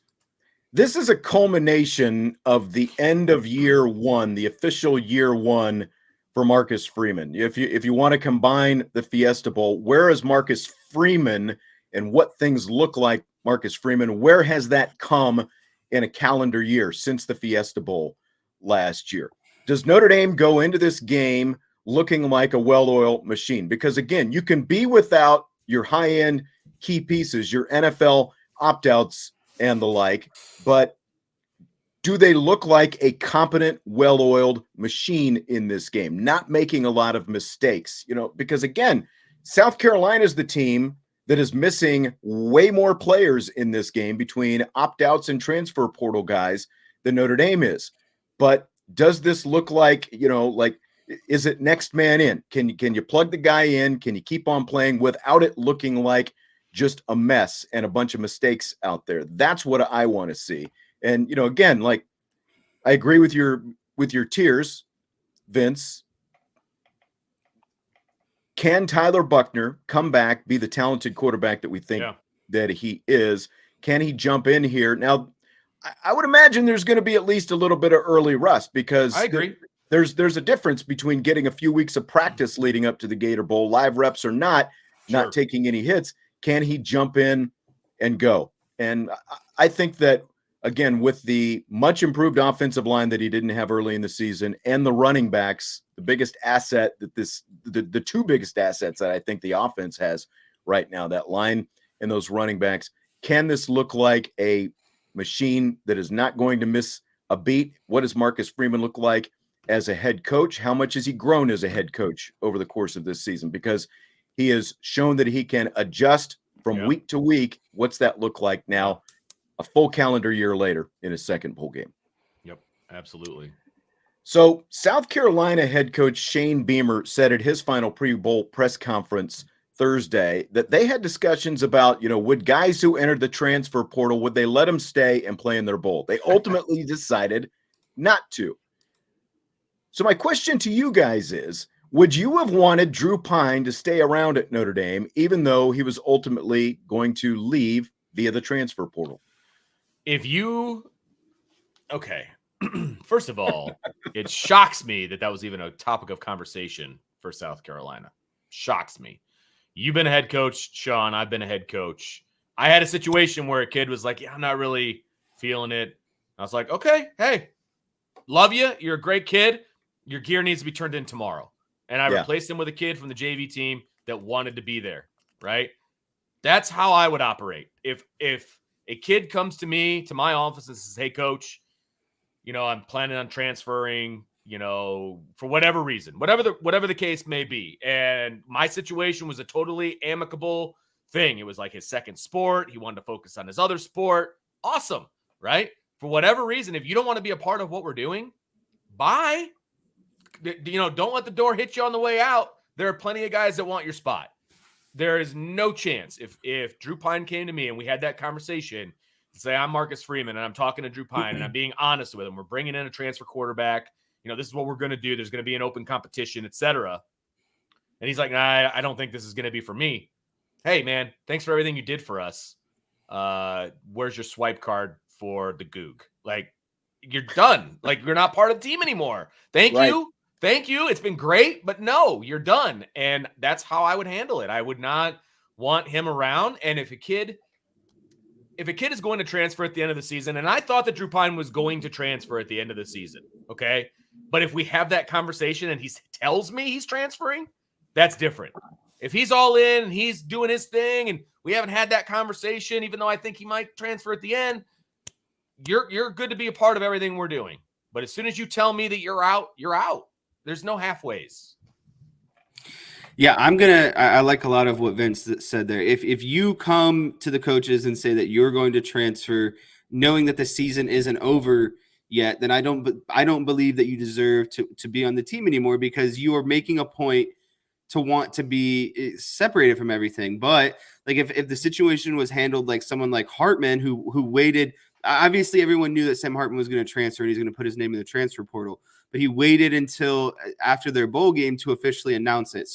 I think that's the route I would want to do as well. If you know you're going to transfer, then you have two routes. You can either tell us now and you're not going to play anymore, or you can wait, until after the bowl game is over and make your decisions after that. And then obviously it's easy to say now that, Buckner is healthy. But if Buckner wasn't healthy, I think it'd be a completely different answer too, because then what are we looking at? Letting potentially Angeli be the starter, for the bowl game. And so are you going to say no, that you wouldn't want Pine to stick around and play out that bowl game? So there's just a lot of what ifs, but I like a lot of what Vince said. If you're going to leave and you're going to leave and you have the gumption to tell the coaches before the bowl game, then you're not going to play. But if you handle it like someone like Hartman did, where it's obvious, you're going to transfer, but you wait until the season's over, you wait to, finish out your business in the bowl game, and then you say, then obviously, I have no problem with you playing. Yeah. You're either in or you're out. And I used to have a boss, who would say, if you're looking for another job someplace else, you're already gone. And, that's kind of what it comes down to. And it's no different here. And like, even if you use last year as an example, when you had Kyron Williams and Kyle Hamilton and those guys who decided that they were not going to play in a bowl game, they wanted to stay around and be around the team. And Marcus Freeman said, look, that's not the way it's going to be. We've got to go with the guys we've got. We're moving on. And I think that that's how he would have taken it. You don't take a guy who has announced he is entering the transfer portal and say, oh, you can be the number 2 guy or whatever. Like if Drew Pine was giving you every indication that he was going to stick around and be around with the team, maybe after the spring he was going to make, some kind of decision, whatever. But once you've announced that you're leaving, there's no reason to be around anymore. Yep. And I'll also say that, and this a little bit of a pushback to what Jesse was talking about, but if Tyler Buckner wasn't healthy and Drew Pine still told me as the head coach that he was out, baby, we're running with Steve Angeli. I'm sorry. He's now my starting quarterback because he wants to be here, period. And you take your lumps as a team if that's the case. It really has nothing to do with who the other quarterback was going to be. I wouldn't beg him. I'm sorry. I'm not begging you to stick around. If you want to be a part of it, awesome. Let's go. But if you don't, we're going to go with who wants to be here. Yep. Scale of 1 to 10. How big of a distraction do you think the Sam Hartman news this week has been to Notre Dame leading up to this bowl game? This is a question of, to me, how good your head coach is, because if you have a good coach and you are in your bowl prep, then your coach is not going to allow for any outside distractions, right? And so to me, I feel like Marcus Freeman is that kind of coach where he has them so focused on the bowl game and their preparation that they're kind of tune everything out. So I'm pretty, a 4 or 5, considering 10 would be, the biggest distraction in the world. I think it's pretty average. Like how people, guys have Twitter. They're not stupid. They scroll around in their off time and all that stuff. So it's definitely talked about. But to me, I don't think it's that huge of a distraction at the end of the day. I don't think it's a distraction at all. I would put it at like a 1 because they knew that there was going to be a transfer quarterback coming in. Whether it's Sam Hartman or otherwise, they knew this was coming. Like when Pine left, that was basically right. That's part of why. Yeah, that's part of why we're having the conversation about Pine leaving to begin with. 100%. And so, Tyler Buckner knew somebody was going to be coming in, and he knew he was going to have an opportunity to play in this game and, kind of strike first, if you will, in the quarterback competition. He knows there's going to be a competition. He knows somebody's going to be in. And if Sam Hartman was the plan for the Notre Dame staff all along, do we really think that Tyler Buckner didn't know that? I mean, I'm sorry. I feel like they've been very open and transparent about this entire thing with the quarterback room. And so I don't think it's a distraction at all. They literally asked him about it in a press conference. Like, he knows what's going on. He's not an idiot. He's just going to go out and play football. That's why the distraction question comes up. Well, that's fair. They asked him about it in a press conference. And I just don't think that it matters. I just don't think it matters in any way, shape, or form. There's going to be competition. Okay, starts a little early. Let's go. Let's see how you handle it. I think it's great. Yeah. Because of that, I put it at a 1 or a 2. Like, there's a reason that Notre Dame assuming they know who is coming in, that they didn't want all this stuff leaking out before the bowl game because they wanted to contain it. And, going back to what Jesse said, Sam Hartman didn't make his announcement before the Gasparilla Bowl, before Wake Forest Bowl against Missouri last week. He put that off, and he's being respectful, we believe, in not making his announcement before Notre Dame's game. You want to keep it contained as much as possible, but because of what Vince is talking about, the fact that they were up front with these guys, right, within a week after the regular season ended, they were up front with Drew Pine and Tyler Buckner and Steve Angeli. They told these guys, we're looking to the transfer portal. This is going to happen. So they have known that it was going to happen. You didn't have a specific name attached to it. So I don't think it's been much of a distraction because of that. And I guess we'll maybe find out today, exactly what it looks like. If it goes out there and you do see a team that's disheveled, then maybe your answer changes a little bit. But I don't think we're going to see that. And because of the fact that Marcus Freeman and Tommy Reese and the staff was so upfront with these guys, I don't think that it has probably been much of a distraction at all. Yeah, and I want to address a couple of the comments. This one right here from Ed. It says it wouldn't have worked out for Pine to stay for the bowl game either. He's already found a spot at Arizona State. He would have missed opportunities. That is the biggest fallacy out there when it comes to the transfer portal. The biggest fallacy. There's guys working behind the scenes for these kids. They pretty much know the big-time kids, and Drew Pine would be considered that because he was the starting quarterback at Notre Dame. The big-time kids know where they're going when they enter the transfer portal for the most part, okay? He could have very easily had a spot all sewn up at Arizona State and still played in this game and not announced that he was entering the portal, period. You can use the Sam Hartman if you want to, depending on how things work out.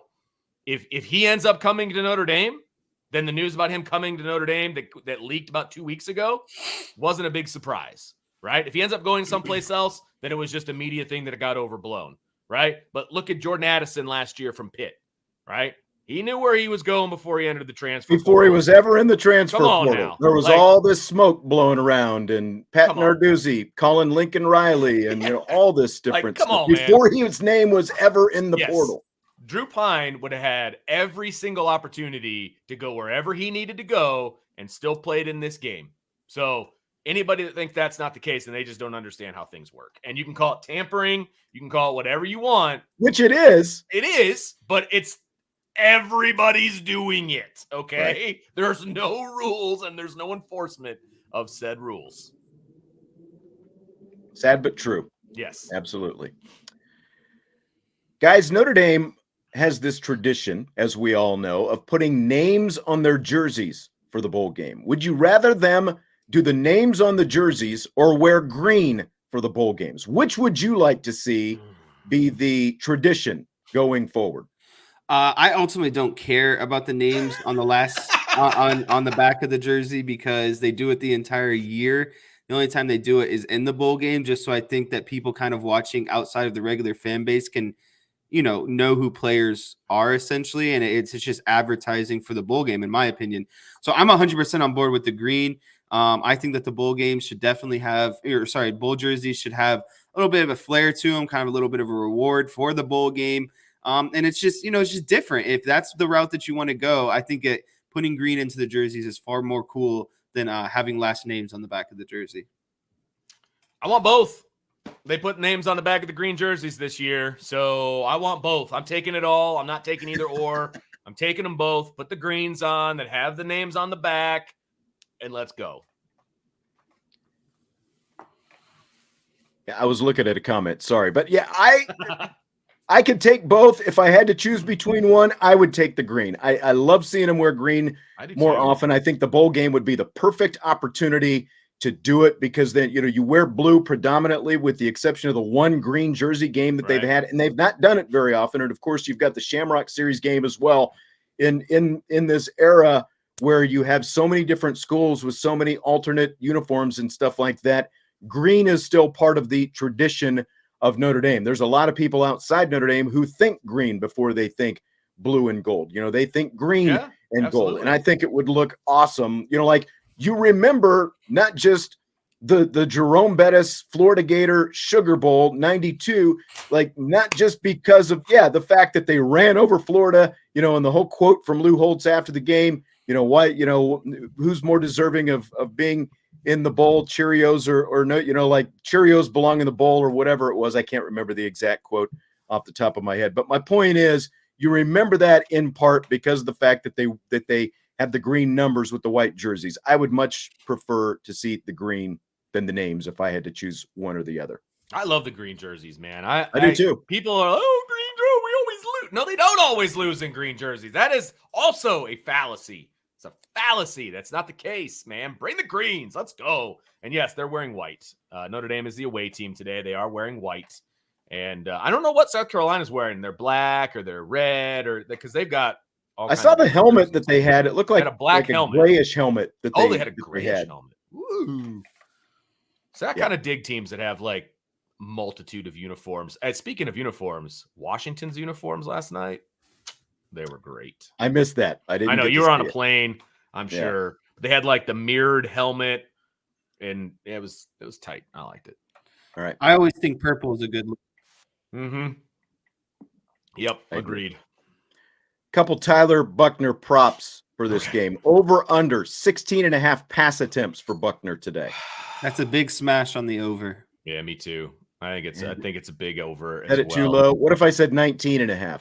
I think he gets into the 20s. Yeah, I think low 20s is the sweet spot. I don't think he gets over 24, 25 area. I could see 23 at like the maximum. It's just going to be man-to-man a lot today. And if they're not throwing the ball, they're not doing what they need to be doing. Yep.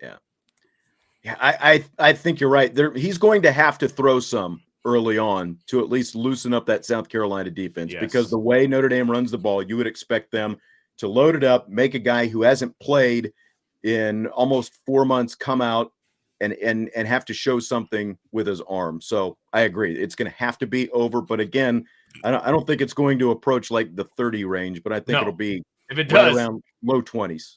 If it's in the 30s, that's not good news for Notre Dame, I don't think. Yeah. And then New Irish 5. How many touchdowns does Tyler Buckner run for today? Ooh. 1. Look at that. Identical. That's what I say too. I think he gets 1. That's what I've got as well. Scale of 1 to 10. What chance do you give the Irish to have their first 100-yard wide receiver of the season today? Not good. And that, no Michael Mayer. That's not a condemnation on Tyler Buckner. I just think he's going to be spreading the ball out a little bit more. So, yeah, I agree with Irish Blooded. I'm going to go with a 6. I think there's a possibility, but I don't think it's a strong possibility. So I will give it a 6. Come on, Vince. It's going to be an 8. It's either going to be Merriweather or Thomas. Someone's taking over today. I saw it earlier in the chat, and it's something I mentioned a week ago or so. Someone needs to have their Miles Boykin game today and be set up for next year. This is a big game for Buckner, but this is also a big game for the wide receiver room. Who wants to step up and be Buckner's number 1 next year? Potentially. I know what Sean's going to say. You know what I'm going to say. I know exactly what you're going to say. We all thought Lorenzo Styles was going to be the guy this year. And he had a great Fiesta Bowl.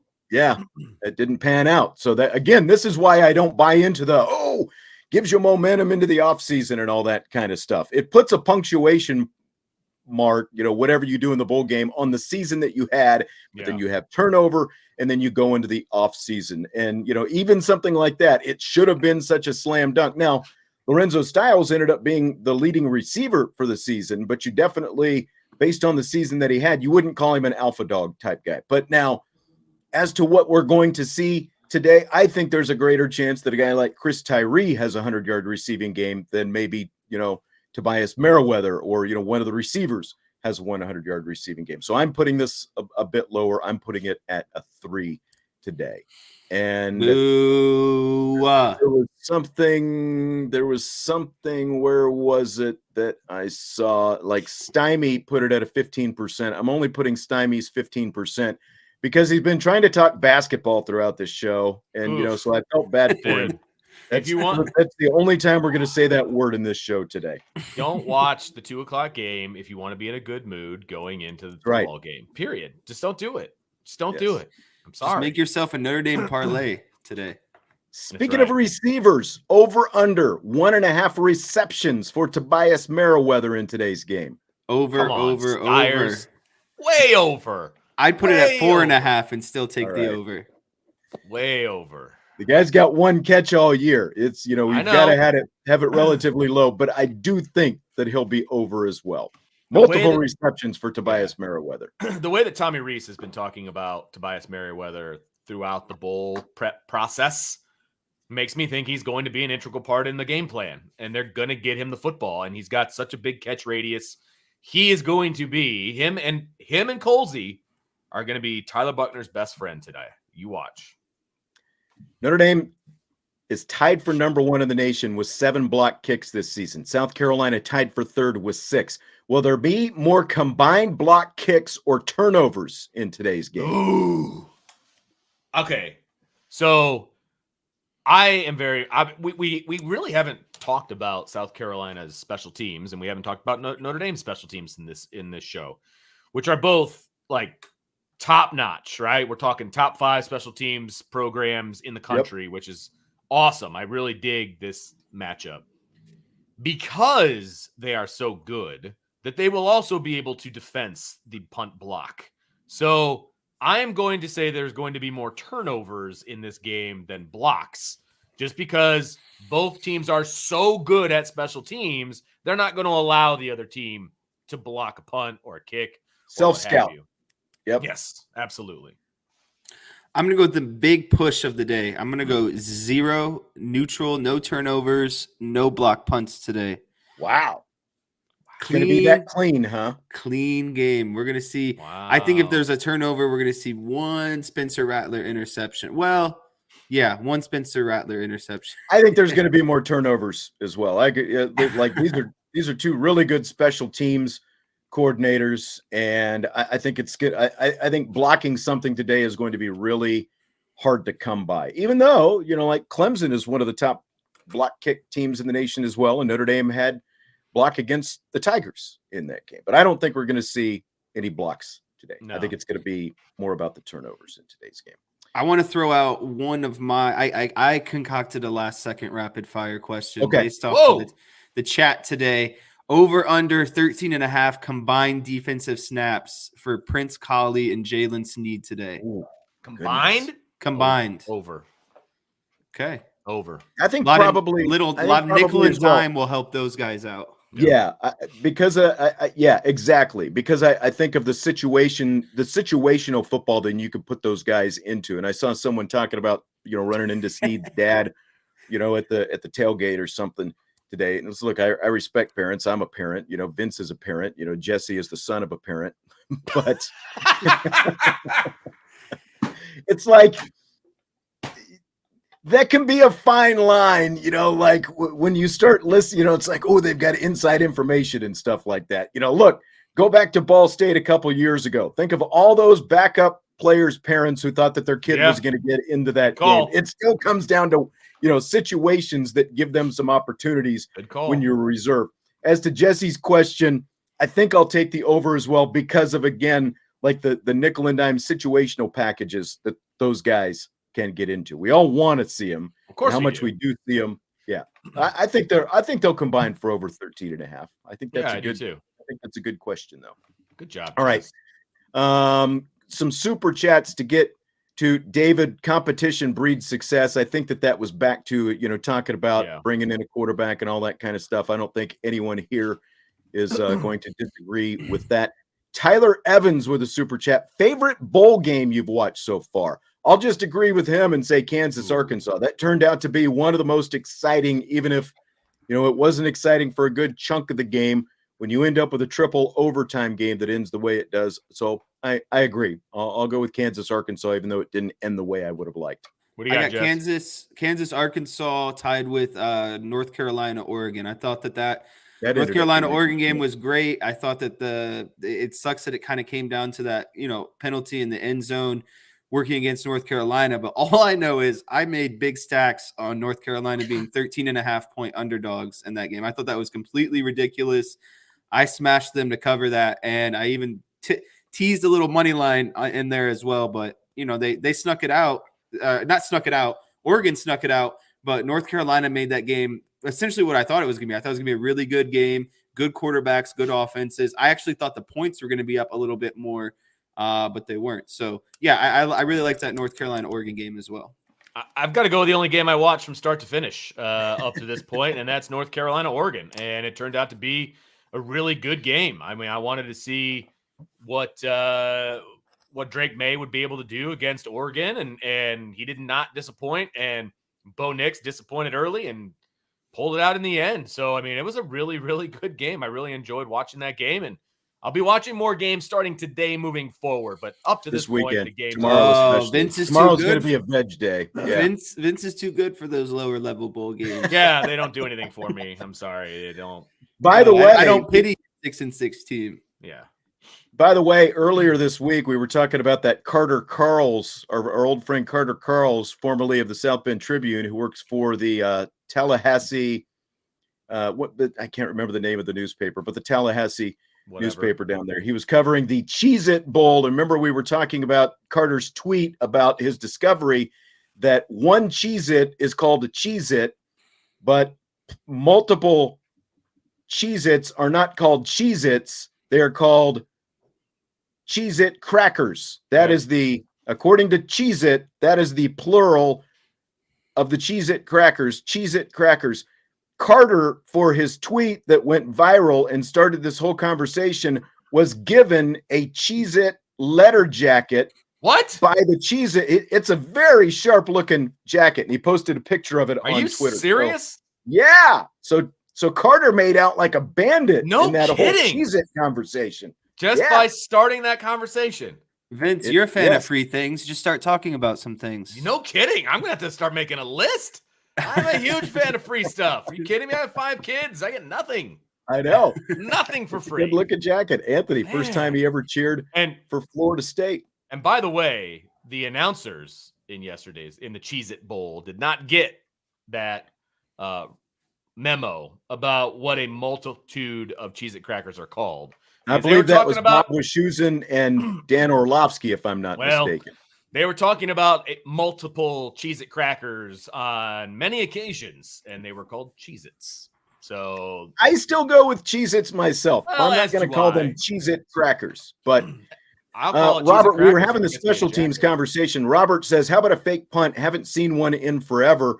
And this is, like being around special teams a little bit and, being around football and talking to Brian Mason as well. Like there are certain looks that you're looking for when you line up to punt or kick or whatever it happens to be. You don't just willy-nilly say, okay, now it's time, to fake a kick. There's numbers, advantages and disadvantages you're looking for at the line of scrimmage. If you get this certain look, then okay, now you're going to try a fake potentially, if the situation calls for it. And Brian Mason has talked about they have had a lot of fakes in this year. They just haven't got the looks that they are, we're looking for in the game, so they haven't pulled the trigger on them.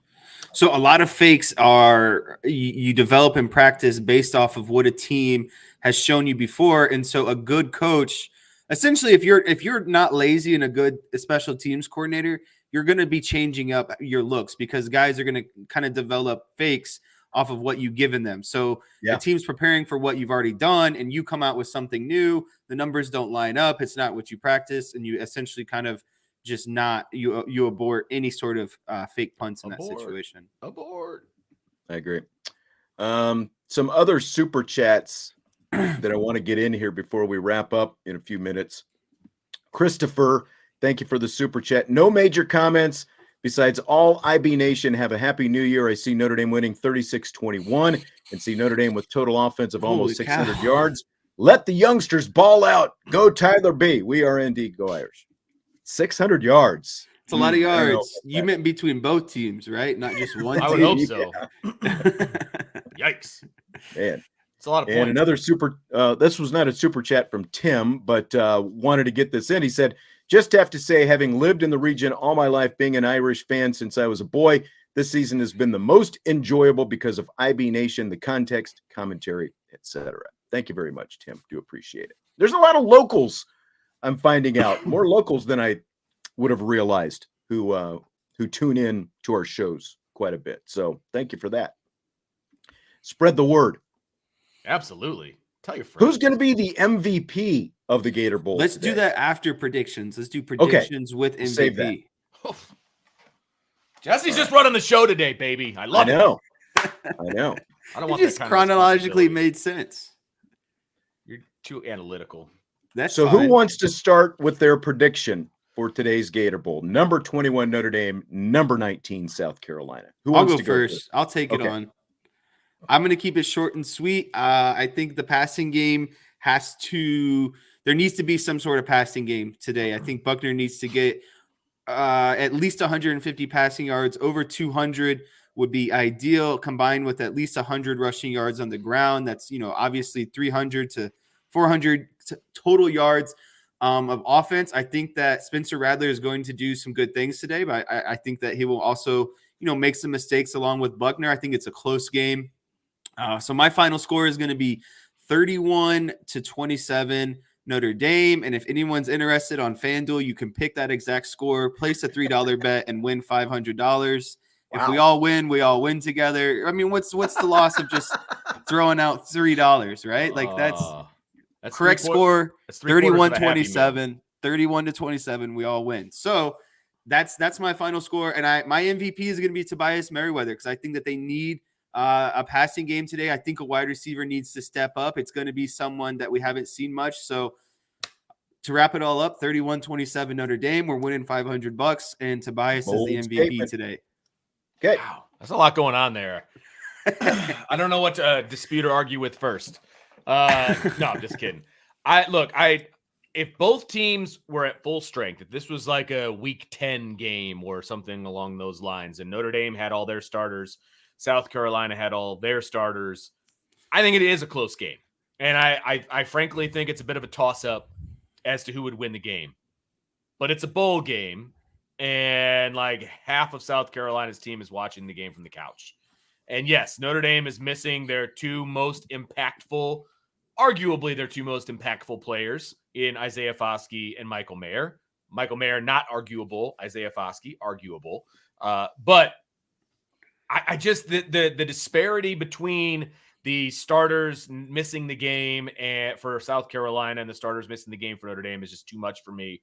I just feel like there's just too much talent for Notre Dame. I feel like watching the games that I watch for South Carolina, Notre Dame should have a distinct advantage running the football. And that's who they are. That's who they want to be. And it just plays right into their hand. Running the ball straight ahead at South Carolina is going to be something that Notre Dame is going to have success with today. Tyler Buckner is going to have a good game. He's not going to have a great game. He's going to have a good game. It's going to keep us talking over the next 8 months about who the starter should be at quarterback because of the way he plays in this game. I don't think it's going to be all that close. If I'm being honest, I think Notre Dame wins by a couple of scores. I think I've got the final score 38-24, which is a 14-point win for Notre Dame. How they get there, we'll see. There could be some defensive points. I think Spencer Rattler turns the ball over a couple of times. I don't see a path for South Carolina winning the game. The only path I see is that Spencer Rattler goes off like he did against Tennessee and has like 6 touchdowns and has an out-of-body experience. But he's missing his number one receiver. He's missing his top 2 tight ends. He's missing his number 1 running back. That's a lot to put on his shoulders. But I think he tries to put the whole team on his shoulders and screws the pooch. So yeah, and he's going to have to. He doesn't have a good running game to begin. Oh, sorry. I'm done. You've already given your prediction. 38-24. Right? Let's roll. Yeah, MVP. Come on, MVP. Oh, my bad. I think the MVP is going to be Audric Estime. I think he has a ton of points. I think he has 2 touchdowns and over 100 yards, and he'll get the MVP. Yeah, I mean, not a whole lot, lot left. It's up to Notre Dame to get pressure on Spencer Rattler because again, they're missing their best offensive lineman, all these different guys. They already didn't run the ball well. It's a chance to make Spencer Rattler one-dimensional. He's been sacked 28 times this season. I think Notre Dame's secondary will cover it well. Getting pressure on Rattler is the key to this whole thing defensively. Make him make some mistakes. The other side of the ball, get Tyler Buckner into the flow of the game early on. Shake some of the rust off early. Give him some early confidence. You don't want him to have to run the ball, but as you said, whether it's zone reads or whatever you're going to do, you have to make him at least look like a viable threat to run the football. And then he has to be smart if and when he does run the football, getting down, getting out of bounds, all those different things. They have been gouged. South Carolina has. Florida and Arkansas both ran the ball for more than 200 yards against this team. So it's a team that does not run the ball well and also does not stop the run very well. I'm going to say a little bit closer. I could see it easily turning into a 2-score game like Vince is talking about, but I'm going to say Notre Dame 30, South Carolina 22. So we've all got them winning. Vince has picked Audric Estime. I've been kind of going back and forth. I think it's going to be one of the running backs. I'll just go with the guy I've been thumping, Chris Tyree. I'll say Tyree ends up being the X factor, and his combination of receiving and running make Chris Tyree the MVP. If he has a game where he has MVP numbers, Notre Dame is going to blow out South Carolina. Yeah. Let's just quickly go through the New Year's Six Bowl, starting with the playoff games. TCU, Michigan tomorrow. Does anyone have TCU pulling off the upset against the Wolverines? I do not. Negative. Yeah, I've got Michigan winning 38-24. I think the Cinderella slipper finally comes off because this Michigan defense is going to be the best that TCU has seen all season. For me, obviously, I have Michigan winning. I have them winning by a similar margin, actually, as you, 21-34 in favor of Michigan. Was it really? Yeah. But here's the thing. No one will be a bigger fan of TCU during that game than me. As an analyst, I have Michigan winning the game. So go Horned Frogs. I would love to be wrong. Jess, what's your score? 34-21. 34-21. Okay. Peach Bowl, the other semifinal, Ohio State and Georgia. Who do you guys have in this one? Go ahead, I got Jeff. the upset here. I got Ohio State. I think it's, as bad as they looked against Michigan, I think Michigan, not even bad. It was just a second half collapse at home. I give credit to Ryan Day. I just don't think that he's going to get blown out by a team again this season. So I think if they win or lose, it's a field goal game. It's going to come down to the end. I think Ohio State has more offensive firepower and talent. I just don't know if their defense can keep up. Obviously, Georgia's got a better defense, but I do like Ohio State pulling this one out. I think we're going to see the 1 seed go down. I think there's a lot of people that expect Georgia to absolutely dominate this game, and I don't really see it happening. I just think there's too many offensive weapons for Ohio State. And one of them's on the bench because he opted out of a playoff game. So there is that. Not that the whole game is going to rest on the shoulders of a wide receiver. And Ohio State has a ton of talent, but they haven't put it together one time this year, in my opinion. Yeah. And that's what worries me. And they should have beaten Michigan, and they didn't. They have more talent than Michigan. I will be the first one to say that. But they blew it. I just don't think they're a very good team. And that's why Ryan Day is getting hot seat comments around him. And I don't think that this game is going to do anything to quiet the rhetoric around Ryan Day. I just don't. I think Georgia wins this game 37-24, and I don't even know if it's going to be that close. Yeah, it's just crazy, that you get a hot seat talk when you're back in the playoff. You lose to your biggest rival, obviously, twice, 2 years in a row. But yeah, exactly. It's just, to me, Michigan showed defensively what they could do. They sort of methodically pulled away from Ohio State, like you said, in the second half against the Buckeyes. Georgia is just a bigger, faster, version of what Michigan wants to do. And the fact that they averaged 207 yards rushing against a team that got run on for over 250 yards by Michigan, I just see the Bulldogs continuing their 15-game winning streak, and I've got them winning 35-27. I think Ohio State will be able to score, but I think that Georgia is ultimately going to win. Agreed. Sugar Bowl, Alabama and Kansas State. Let's see. Okay, there it is. I've got I don't know if you're going to be happy about this or not, Sean, but I've got K-State winning the game 21-17. I just feel like it is still college football and motivation matters. Alabama had no desire to be in the Sugar Bowl. None. They were debasing themselves, trying to get themselves into the playoff. It didn't work. The consolation prize was the Sugar Bowl. This is not a consolation prize for K-State. They want to be here. They want to win. They want this game more than Alabama does. I think they win 21-17. I think this game's going to be closer than expected, but I think that Alabama will have control majority of the game. I think Kansas State maybe gets a score later in the game that pulls it a little bit closer, but I'm going to say 27-24 Alabama. I think it's going to be a good game, though. A lot of what Vince said, Kansas State wants to be there.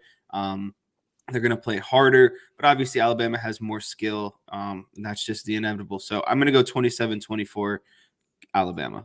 Yeah, I mean, Saban and Alabama have been in these situations before. I mean, Vince does make good points about do you want to be there or not? And you see that sometimes in these bowl games. And the team, like it's the reverse has happened for Kansas State in the past, where they have just missed out on being in a big bowl, and then they, kind of complained about being left out and snubbed and all this stuff, and then they go and lay a big egg in the bowl game that they were in. I remember the Alamo Bowl a few years back was an example of that. But Alabama's laid eggs before in the Sugar Bowl, and how much do you want to be there? I think that can play into it, but I just think that Alabama, this would be the biggest win in Kansas State football history if they're able to beat Alabama in this game. But I just think that there's too much talent for Alabama, and they will ultimately win 31-24.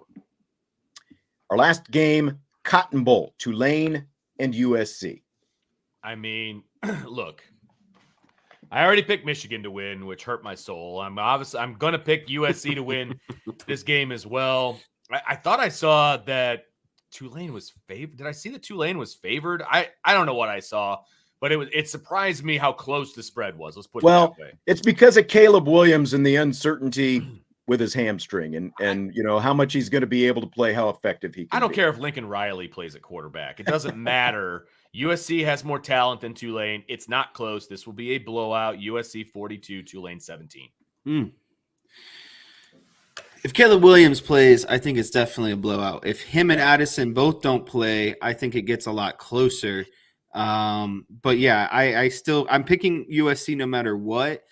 But I'm on a similar path, like 41-21 if Williams plays, and then I would say like 24, like 31 if he doesn't. I think that USC wins regardless, but it's a lot closer if Williams doesn't play. But I mean, that's obvious, right? Because he's the Heisman quarterback. So exactly.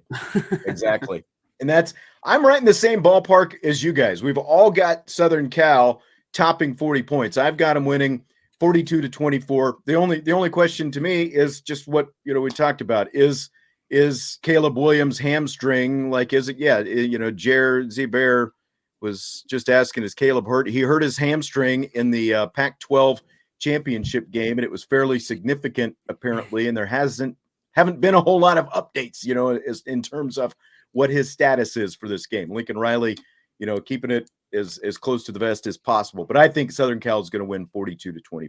There's just too much. I think that they've just got too much for Tulane in this game. If you're Lincoln Riley, man, just be honest. You're playing Tulane. Who cares, man? Like, just tell them who's playing, who's not. That's right. Come on, man. Yep.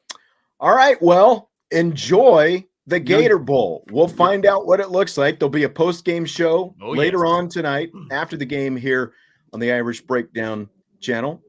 Jesse, drive safely, getting back from Detroit. Yes. Should be leaving in the next 30 minutes or so, and then I'm plopping down for the rest of the day. We've got a full slate of shows. IB Nation Sports Talk coming up next week. I won't be doing any women's basketball traveling, so we'll have full shows Monday through Thursday at the regular time, and then we'll have the rapid fire show a week from today as well. So we've got a full slate coming up next week, and we can talk about it all, whether it's Gator Bowl and comings and goings and quarterbacks and all that. Oh, it's going to be fun, except the Sam Hartman / quarterback transfer talk to escalate to a whole nother level. That's right.